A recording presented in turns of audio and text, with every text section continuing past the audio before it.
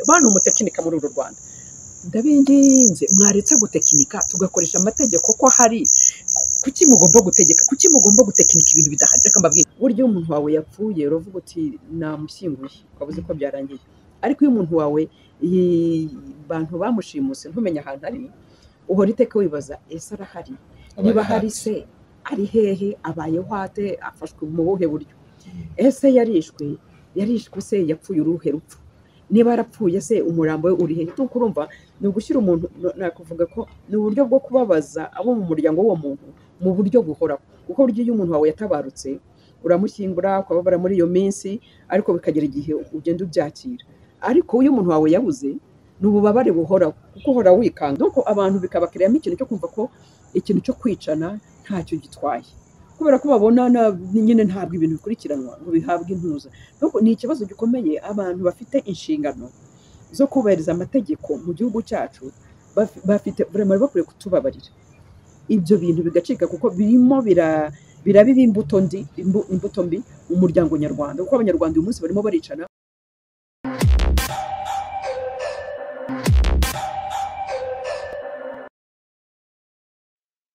Tariki ya 30 z'ukwezi kwa munani ariko Kanama mu Kinyarwanda cyangwa Myandagano mu Kirundi ni umunsi mpuzamahanga wahariwe kuzirikana baburiye irengero, International Day of the Disappeared, Journée internationale des victimes de dispersion forcée. Nubwo ari umunsi mpuzamahanga mu Rwanda ntujya uvugwa ntiwizihizwa. Ikirenzeho u Rwanda ni kimwe mu bihugu bitigeze byemera gushyira umukono ku masezerano mpuzamahanga akumira izimira ry'abantu. Nyuma y'imyaka myinshi uyu munsi wemejwe n'inteko rusange y'umuryango w'abibumbye kuri uyu 30 Kanama mwaka wa 2022 umunyapolitiki Ingabire Victoire abaye uwa mbere ugize icyo utangazaho nk'umwe mu bafite abatari bake babanye muri urugendo rwa politike bamwe bagapfa urudasobanutse abandi bakaburirwa irengero imyaka ikaba ikomeje kwirenga ari myinshi. Ese bazimirira he? Bazimira bate? Bazimizwa nande? Bazaboneka ryari se? Tubahaye ikaze.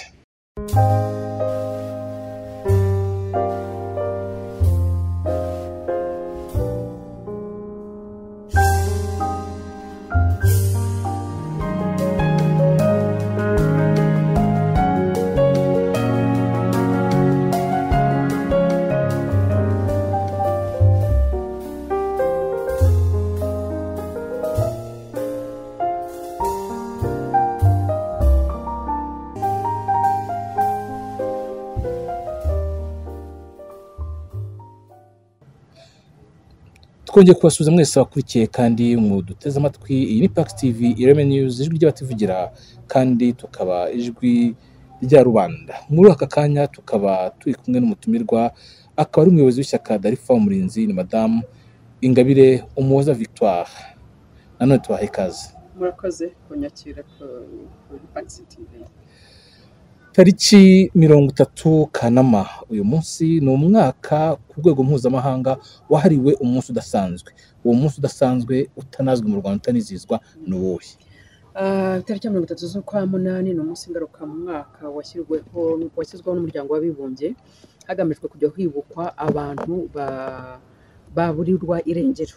Impamvu babishyizeho somye mu mateka y'uwo mwaka usanga barabishyiriyeho kugira ngo bamagane mu bihugu bimwe na bimwe hagikorerwa ibyo bintu by'uko abantu barigizwa ugasanga imiryango yabo ibuza abantu ntibongeye kubabona na rimwe. Donc no mu by'ukuri icyo cyemezo cyafashwe n'umuryango w'abibumbye mu mwaka w'1992 nibwo batangiye kubishyiramo cyane ko muri bihugu byo muri Amerika y'Amajyepfo byari bifite icyo kibazo cyane muri za Argentine muri za Chili. Hanyuma urukiko mpuzamahanga mpanabyaha mu mategeko rushyiraho bavuga ngo statut de Rome yasubwe mu mwaka wa 2002 bemeza ko icyo cyaha ari icyaha crime contre l'humanité, donc icyaha ku muntu donc kigomba kuzajya gikurikiranwa n'abazajya babasozwa ko bagikora ndetse nabone bigaruka muri 2006 donc birahama ubu ngubu gutwara umuntu wakabura imiryango ikamubura ni icyaha kibasira inyoko muntu gihanwa ku rwego rw'amategeko mpuzamahanga.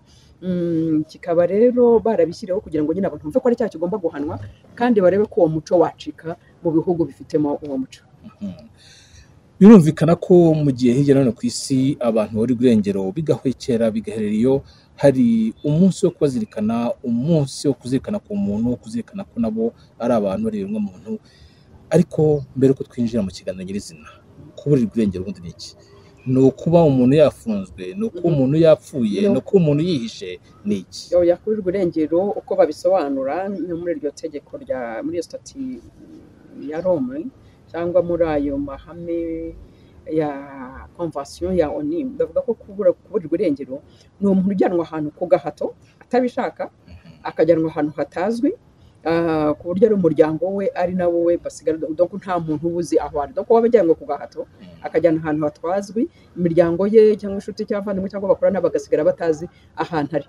Bakavuga ko kenshi ibyo bintu bikorwa ari ukugira ngo haterwe ubwoba ku muryango w'uwo muntu cyangwa se kuba bakorana nabo, cyangwa se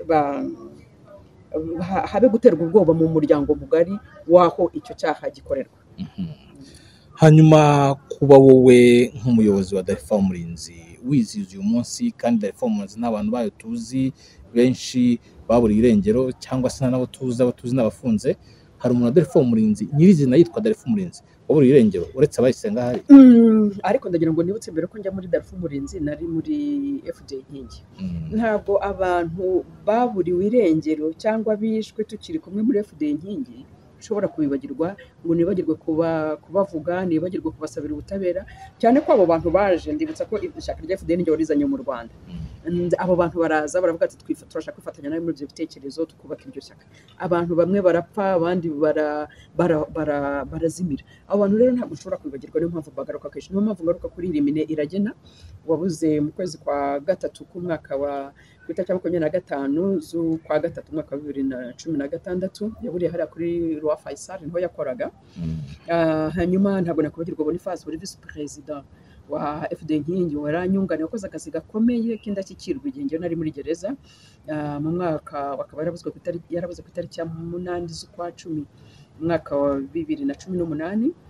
Ntabwo nakwibagirwa Eugene Ndereyehe nawe yari muri FDI, ari we uhagarariye ishyaka mu burasirazuba.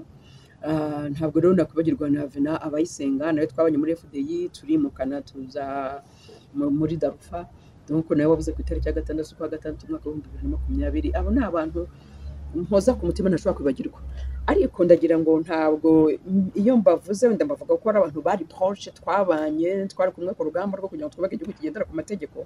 Ariko ndagira ngo muri Rwanda harimo abantu benshi bagenda babura, barabuze Babahati, barabuze hari umuntu uretse kubura rwose mu PS Mbere kuri w'umusore sinibuka izina rye, hari ba Dominico babuze nabo bari muri PS Mbere kuri, yagiye gakunda kuza kunsura muri gereza. Ndibuka ajya kubura, hari ukuntu yazaga nzanira abana kunsura ku munsi w'abana muri gereza. Icyo gihe inzego z'ibanze z'aho atuye ubwato rwose ibyo bintu byo gukusanya abo bana, kandi bari abana b'inshuti yabaga yazanye, akajya gusura ingabire mu gereza ntibyemewe, no muri gereza no barambwira ntabwo wemerewe gusurwa n'abana kereka abana wibyariye gusa. Icyo cyumweru babimubwiyeho, icyumweru cyakurikiyeho yarabuze, kuko nta muntu ugeze ongera kumubona. Twabuze umuntu witwa James, nawe wari umurwanashyaka wa PS Mbere kuri, ariko umudamu we Flora niwe wangemuriraga kuri gereza icyo gihe. Nuko yari ahari, umugabo James turamubura. Barabuze benshi, dufite abantu benshi bagiye babura muri iki gihugu. Wavuga ko abo bose uvuga ari abantu bawe babuze, nubwo atari umuhuje isano y'amaraso, ariko bakaba basangira ngendo, bamwe ari muhuje umurongo wa politike, musangiye ishyaka. Tutari dusangiye ishyaka bo muri PS, ariko muhuje urugendo. Ariko duhuje urugendo rwo kubaka igihugu kigendera ku mategeko, rwo duhuje urugendo rwo guharanira ko mu Rwanda tugira demokarasi, ubutegetsi bushingiye kuri demokarasi, donc demokarasi isesuye, turi demokarasi. Bivuga ko kibaza aho wasangira ngendo bawe baherereye cyangwa bari igiti? Ndacyabyibaza kuko nkunze kuvuga nti gute agahugu gatoya kangana gutya nk'u Rwanda abantu bashobora kubura, umuntu akabura neza bikarangira ntumubone. Ntagire umuntu inzego dufite z'umutekano ukaziyambaza babwira bati umuntu twaramushatse twaramubuze mu gihugu kingana gutya n'u Rwanda. ntabwo bishoboka. Njye nkunze kuvuga ntabwo umuntu ashobora kubura nk'urushinge. Urushinge nirwo rutakara mu byatsi, ibyatsi bikaba byinshi n'urushinge rubuto bwaryo ntiruboneke, ariko n'umuntu aragaragara, ntabwo ashobora kubura. None uko kubura kwabo nta n'akanunu k'amakuru wenda ngo mwumve ko bafite ahantu bafungiye hihariye, mwumve se ko baba barapfuye bikarangira, cyangwa ko baba barahunze igihugu cyangwa baragiye gutura ahandi? Biragoye, ni nacyo kintu cyanatumye n'uwo munsi bawushyiraho.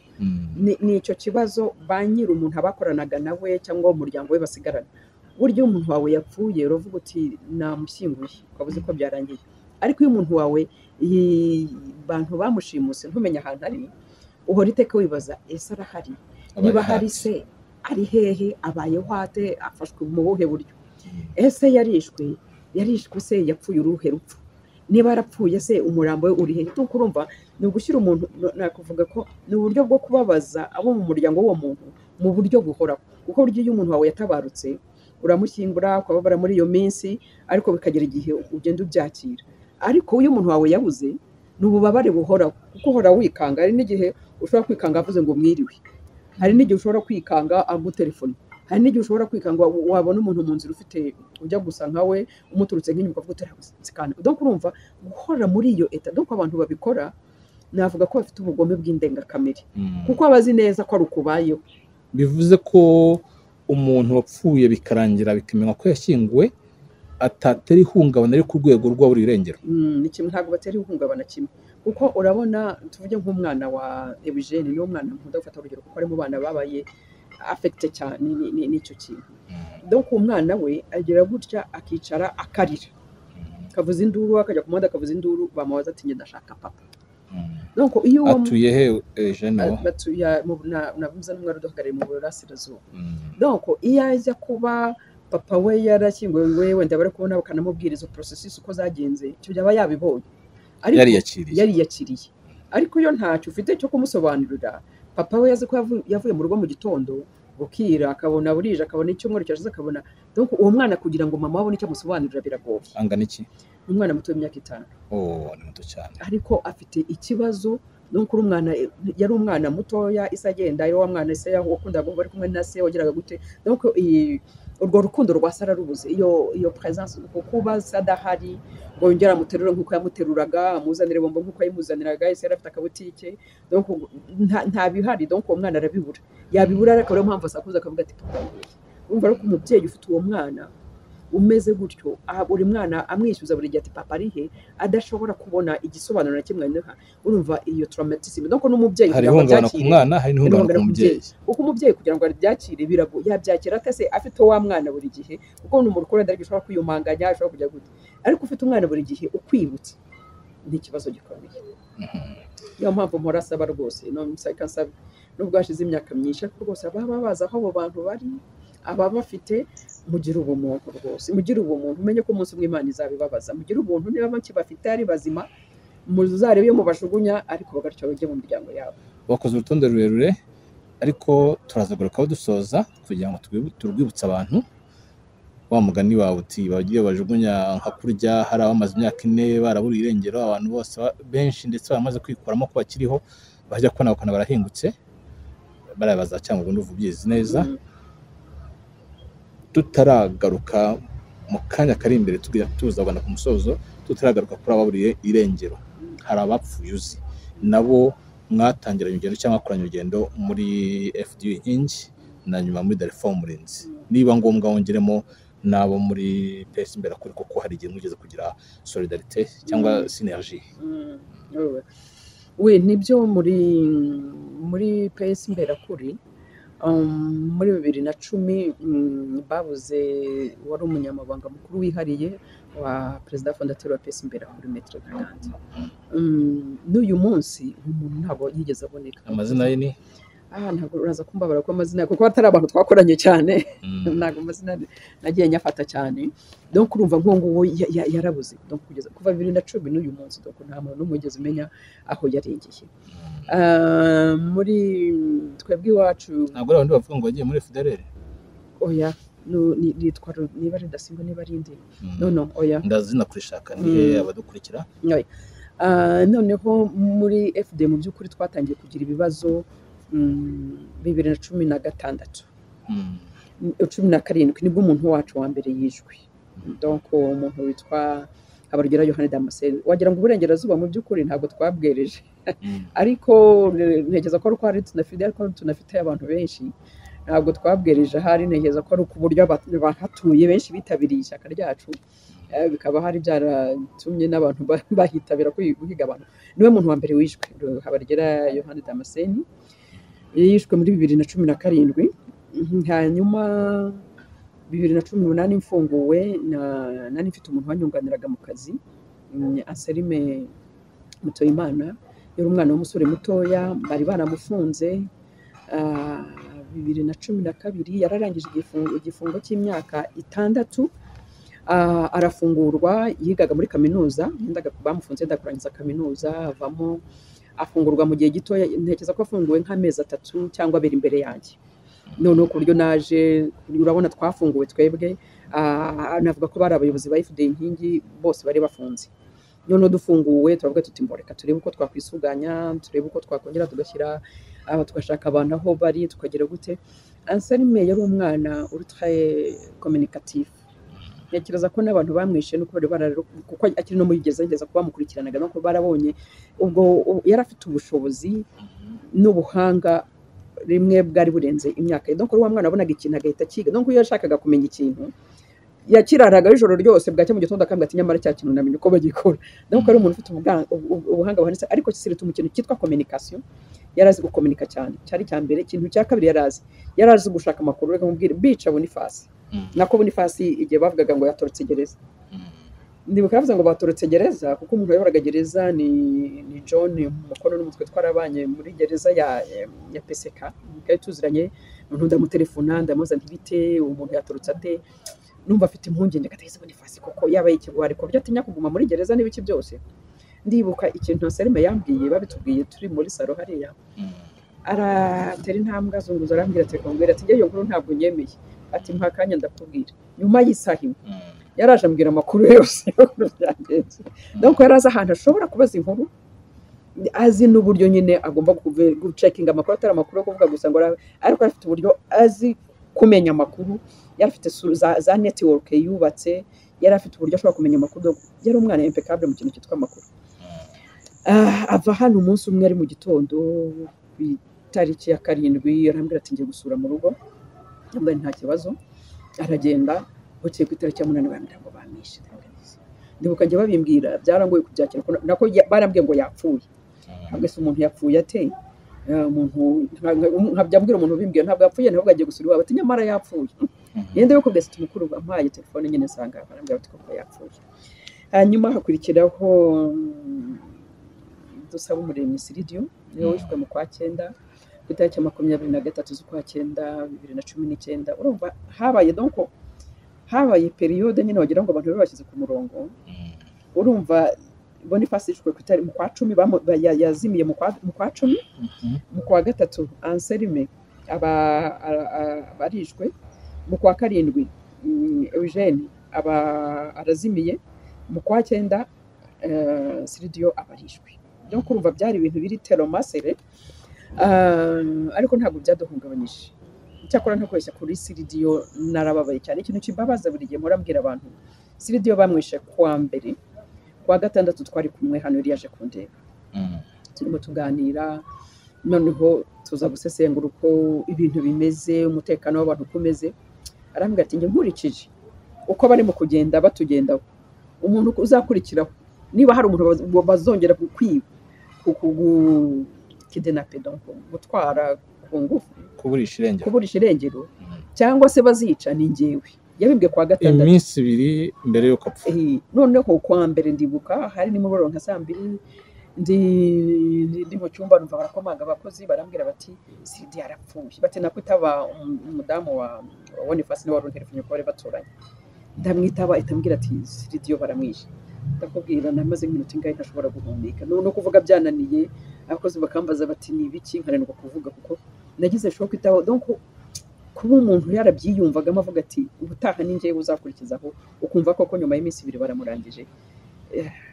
Ariko se abantu batera hari igihe byuka gutera ubwoba ubundi bikaba ari ukuri njye hari abajya bambwira ngo nta n'amahirwe ya gereza bazampa bakabimbwira openly kandi w'abanyabubasha utagira ngo ni abangaba bashakisha cyangwa bapfa kuvugavuga iyo umuntu akubwira aricyo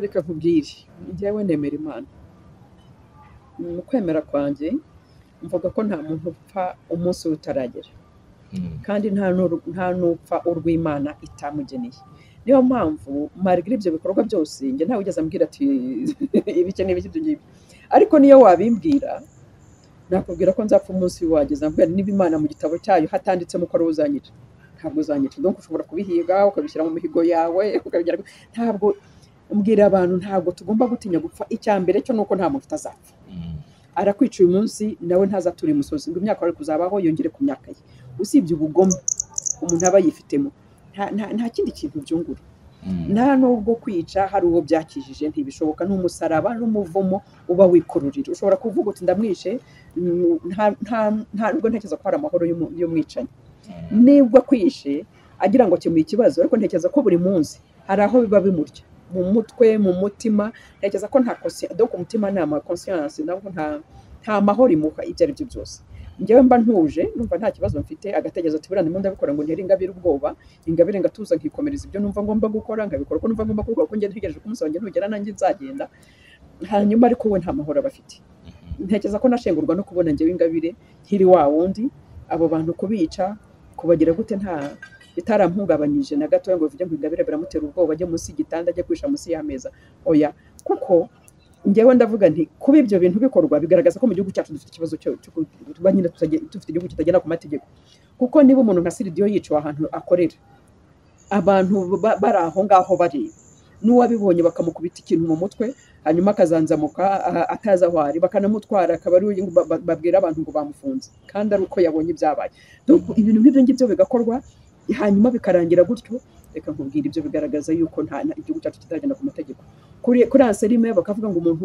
ngo hari umuntu bakeka wafashwe naho wamushumba wabonye umurambo wakabivuga niwe wafashwe niwe wagiye gufunga agashira iminsi bikarangira nta muntu ukurikirana umuntu yapfuye yafatiwe muri gare ndagira ngo nibutse abantu ko IREME yafatiwe muri iriya gare ya Rubavu yo muri Mahoko abantu bareba ku manywa y'ihangu ariko bugacya bakaba yapfuye bakatubwira ngo ntabwo tuzi umuntu wamwishe inzego zibishinzwe zakagombye kudufasha zikatubwira ngo ntabwo tuzi umuntu wamwishe ibyo bintu niyo mpamvu mvuga nti urugamba turiho rwo kugira ngo twubake igihugu kigendera ku mategeko rufite ishingiro kuko ntabwo ibyo bintu bigomba kubaho nta muntu ugomba kuvutsa undi ubuzima ngo birangire biherere aho ngaho umuntu atabibajijwe ntabwo bishoboka none se ko abo ari abazwi ari n'abafite kivugira bafite nibura ababakurikirana akavuga ati kanaka yapfuye uru kanaka yaburiye irengero yaburiye aha n'aha niheruka kugera bwa nyuma uyu niwe bavuganye bwa nyuma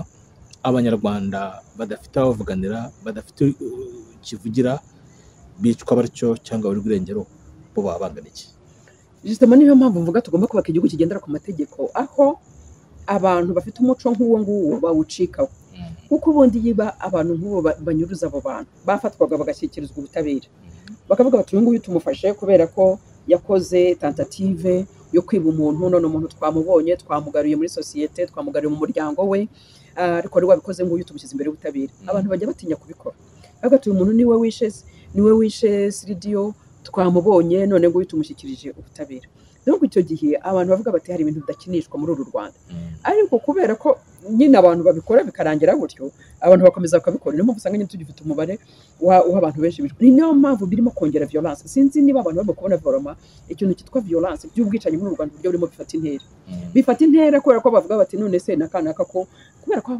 uwo muntu baba bamwisha reka nkubwire nka Siridiyo bamwica hari abantu bari bahari hari nk'uwo muntu wari uhari umuntu ushinzwe umutekano waho wabibonye arumva niba rero nk'abo bantu bavuga bati nise ko bamwishe hanyuma kandi ku manywa y'ihangu ntihagire ukurikiranwa reka nanjye nicuriye donc abantu bikabakiriyamo ikintu cyo kumva ko ikintu cyo kwicana ntacyo gitwaye kubera ko babona nyine ntabwo ibintu bikurikiranwa ngo bihabwe intuza donc ni ikibazo gikomeye abantu bafite inshingano zo kubahiriza amategeko mu gihugu cyacu bafite vraiment bakwiye kutubabarira ibyo bintu bigacika kuko birimo birabiba imbuto mbi umuryango nyarwanda kuko abanyarwanda uyu munsi barimo baricana ukumva ngo umugabo arimo kumva ntacyo bitwaye akavuga ngo nafashe umugore wanjye asambana reka nzimwice umwana kubera ikibazo cy'amasambu ababyeyi banjye cyangwa abantu bamushinja cyangwa ikireka nzimbice donc ubwicanyi buri muri societe nyarwanda buturuka kuri ibyo bintu byo kubabona hari abantu bicwa hari abantu banyuruzwa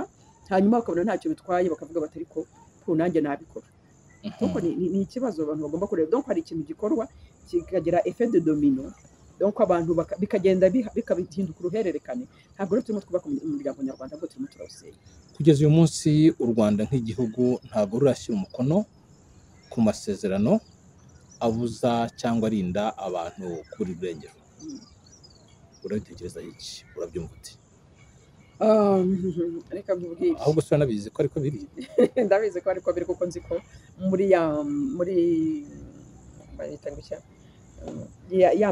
cya gihe bibaho ibihugu bakajya bigatambuka imbere y'umuryango w'abibumbye bakareba uko byubahiriza uburenganzira bwa muntu nzi ko iyo ngingo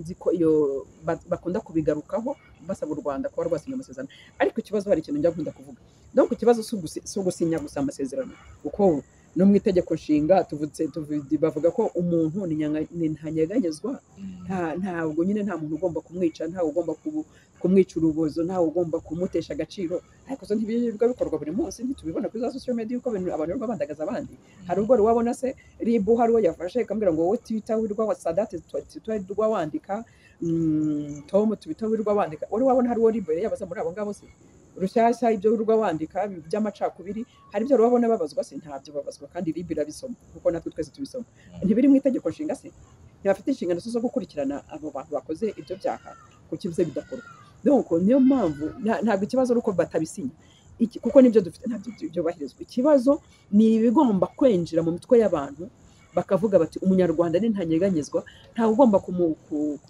kumushimuta ntawe ugomba kumwica gutyo gusa ngo bihere atabihaniwe donc dushobora no kubigira kuko nitubanze twubahirije ibyo mu itegeko nshinga ubwabyo nta munyarwanda nyine washimutwa nta munyarwanda wakwitwa gutya ngo birangire uwamwishe si ukuvuga ko ibyaha bitabaho no mu bindi bihugu bibaho ariko ibyo byaha bibaho bakagerageza kubikurikirana ukunda kugaruka kenshi ku ijambo dialogue kuganira kw'abanyarwanda kuganira kw'abenegihugu bakicara hamwe bagasasa inzobe hari umutwe wa politike umwe muri myinshi cyangwa imwe n'imwe ivuga ko nta mpamvu bakeneye ibiganiro uwo mutwe uherutse kubitangaza wavuze ko ibiganiro byabaye 1998 muri village Rugwiro byari bihagije ko nta bindi bikenewe ese nyuma y'imyaka 25 ishize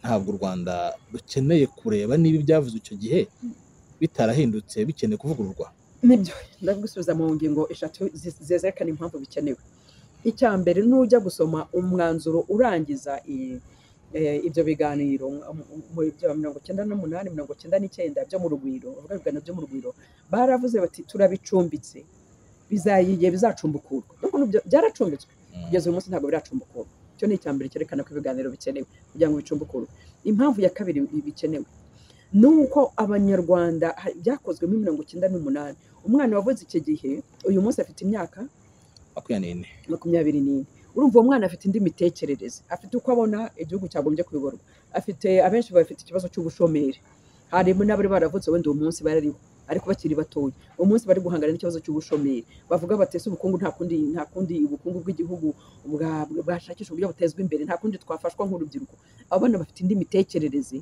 itari muri bya bindi bari bafite ikindi bashaka kitari muri ibyo ngibyo usibye n'ibyo icyo gihe ibyo biganiro bibaho urubuga rwa politike rwarimo amashyaka makeya uyu munsi hari abandi banyepolitike baje ibyo biganiro byabaye ndi hanze na uyu munsi naraje mu gihugu kandi ndashaka gukora politike nk'uko itegeko nshinga ribinyemerera Maître Ntaganda ashyizeho ishyaka ashaka gukora politike y'ishyaka rimwemerera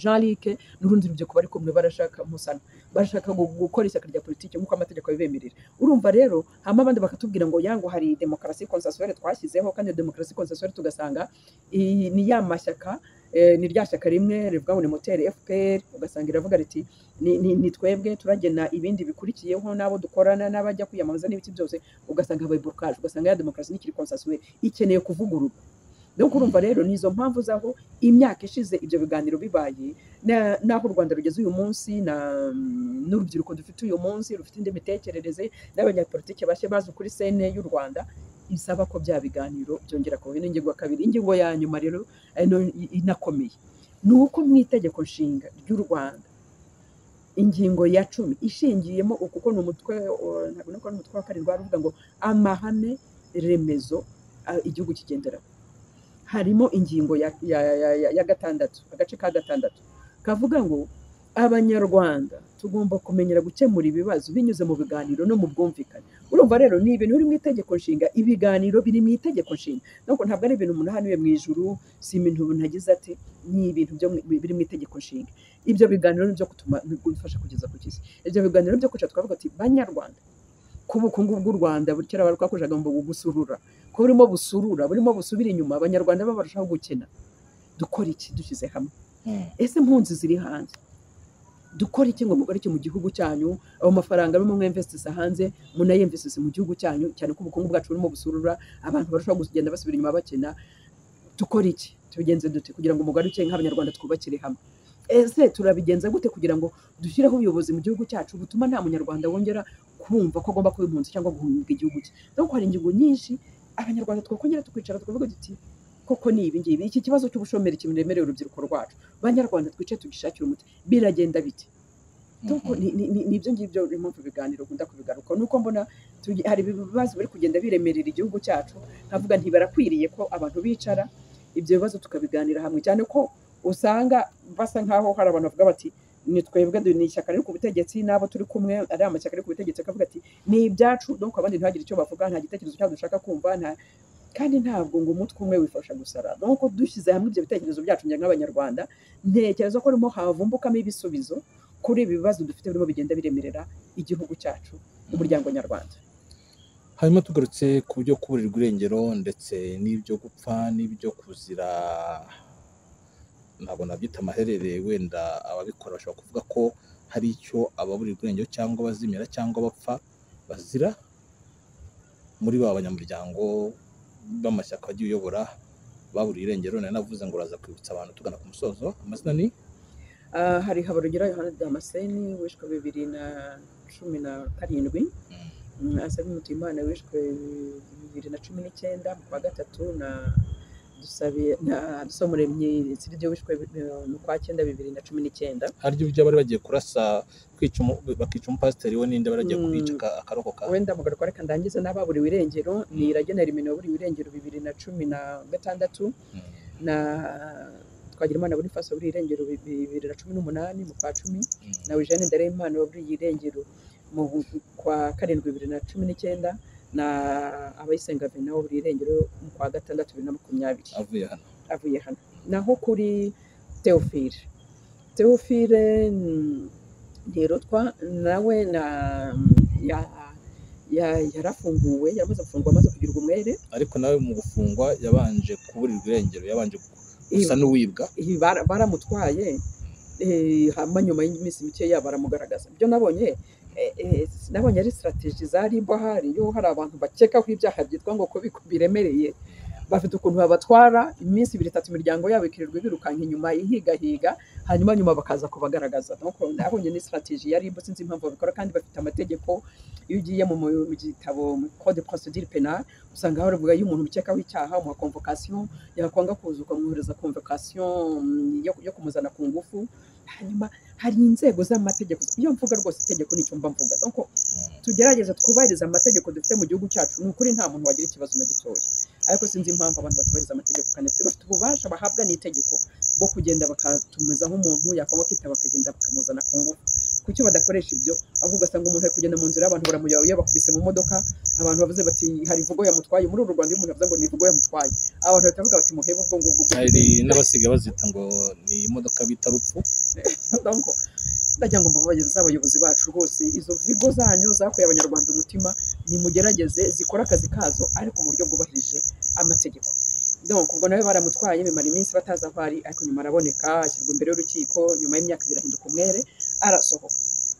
Amaze gusohoka ari iwe, ari akantu k'akabutike umugore yakoragamo, yaje agasanga umugore yarashoboye gukora akabutike, baramutera bamuteye rero baragira bamuteye haba ikibazo cy'uko Kabgayi oya uwo bicaye Kabgayi ni Sindiyumvisha we bamuteye hariya hano muri za Rwamagana hano hafi ariko noneho rero hapfa umupasiteri amabaro yo bafunga uyu munsi wa mupasiteri bitiranwaga uyu munsi niwe barimo kubishyiraho ariko ikibazo hari umuntu reka mbivugira rwose hari ibintu reka nkubwira ibikorwa mu gihugu cyacu biteye isoni bashatse umuntu witwa Ezekiyeli ni umuntu Ezekiyeli bagiye barashaka babanza kumufungana nabo ababwire Teofile ati rwose njyewe banyemeje yuko ngomba kugushinja ibyaha none muri dosiye bamuvanye Ezekiyeli bamujyana mu yindi gereza baragenda bamukoresha indi PV ivuga ngo buriya bwicanyi bwateguwe n'umuyobozi wabo ari we ngewe Ingabire Victoire